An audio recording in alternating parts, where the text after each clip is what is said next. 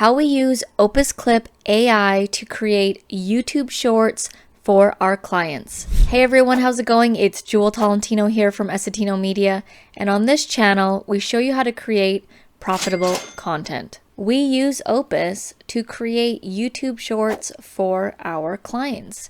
You can see as I scroll down here, I've got our clients all loaded up here to create YouTube shorts. Now we manage these people's YouTube channels, so that's why I create shorts for them, because it's part of their YouTube channel management package that they receive YouTube shorts as well as managing their channel. So I'm going to show you a real live example here of my client Darla. I'm just going to click into it. Obviously you want to have your videos uploaded, have them all processed, and then they will show up down here. So this video is already loaded up. I'm just going to click on it. Now the thing about Opus is they are always improving the software. They're always doing updates and changing things up. So if things look a little different, that's okay. What I want to teach you is like the basic principles and understanding of how to create a good short. Now, first off, you'll notice that they have this like ranking and grading system. I actually do not pay attention to it at all, because to me, I listen to the short. So I listen to what's being said. Does it sound good? Because to be honest, sometimes, this is ranked #1. It's got all the grades, A, B, right? But then it doesn't sound good. There have been times where that was the case, and then I'll find something, #5, and it sounds better, for example, right? For me, the best thing is to just listen and watch the clip in order to find like a really good YouTube short. All right, so let's go through and create some YouTube shorts. So what I do is I just click play and I listen to the short. So why take yourself on a personal retreat and experience group transformation? Well, what if the plateau or the ceiling in your revenue is actually representative of you bumping up against something energetically? So that one was okay. I'm going to scroll on to the next one and see if that one is better. And it's all about listening and watching and trying to find the one that's the most engaging. Because shorts, YouTube shorts, they're less than 1 minute long. They're meant to grab people's attention right away, entertain them, make them feel an emotion. So you gotta find something good that is being said in less than 60 seconds. People will know that you have money, and there's something attached to that, right? Some shame or fear or judgment, whether you grew up with a lot of money and there was shame around it, or without a lot of money and you were trained to shame people who had it, or having more than maybe your parents did starts to feel shameful, and so you want to hide. Or perhaps growing looks like being more visible, and being more visible, you're nervous that people will see what you don't want them to see, whether it is a fear that you're a fraud, that you're wrong. Maybe it's a fear of being visible and being powerful and therefore being alone. People will know that you have money. All right, so this one can be intriguing, so I've listened to it.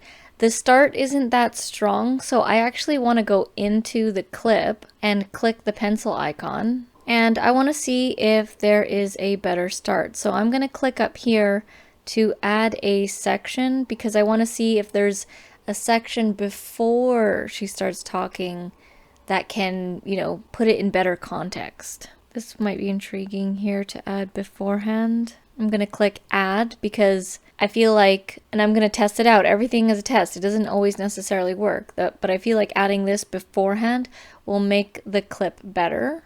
So I'm going to click add, because that other part, it sounded like very much like in the middle of a sentence, and it doesn't like frame the short properly in my viewpoint. Now when you do this, it does take a few moments depending on how much you're adding in the beginning. Okay, so I'm also just gonna turn off the emojis. I don't particularly want them for this clip. Sometimes I do have them on, but I'm just going to click to turn them off, and then I'm going to click play, and I'm just going to listen. So I've watched it, and I want to keep it on topic, and during this part right here, she actually goes on to another topic, so I actually want to end it here. So I'm going to click on this word, and then I'm going to split and trim, and I'm going to go to set as end, because she does end up talking about something else. I'm also going to adjust the crop on this, so you'll notice the two clips, they're different.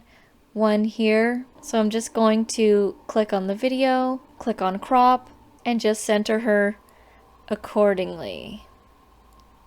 Click apply, go on to the next clip, and I'm going to do the same thing. Click on it, click crop, adjust it accordingly, and then click apply. So I like to keep my shorts really simple. I've got a nice bold text. I've set the color. If you want to change the color, you can head over to caption, and you can see here amplified words color, and you can click that and change it to whatever color you want. This is her brand color, so that's why I've left it to that. You can go through and change all of these settings, but again, I like to just keep it really simple and just make it legible for people, because I don't want to spend so long in here creating these shorts. So I've watched it, everything looks good. I'm gonna click save changes. It's gonna load up here. Alright, so now I'm gonna play it to check it out. Let's imagine that you've hit a revenue ceiling because you don't actually want more clients. Because at some level, more clients means more responsibility or a heavier weight. People will know that you have money, and there's something attached to that, right? Some shame or fear or judgment, whether you grew up with a lot of money and there was shame around it, or without a lot of money and you were trained to shame people who had it, or having more than maybe your parents did starts to feel shameful, and so you want to hide. Alright, so that clip sounds good to me. I'm going to click download, and then that is one YouTube short. Now obviously I move a lot faster when I'm not narrating and filming it, but you do get faster the more and more you practice this. And I do this for all of our YouTube channel management clients, and they love these clips because they repurpose them. They put them on Instagram, they put them on Facebook, they put them on their TikTok, basically any other social media platform. Along with YouTube shorts, they use these short clips, and it's great because it's repurposing their long form videos. So they're repurposing their content and not having to film shorts specifically, because most people that we work with, they don't have time to film a specific short. They want to film the long form video and then repurpose that content. So like I said, I'm just going to download this and then I'm going to head on to the next. If you found this video helpful, please let me know by hitting the thumbs up button. That would be greatly appreciated. And if you are interested in checking out Opus Clip, I do highly recommend it. Head down to the description below. That is our affiliate link. If you found the video helpful, we would appreciate it if you used our link. Thank you so much for watching, and I'll see you in the next video.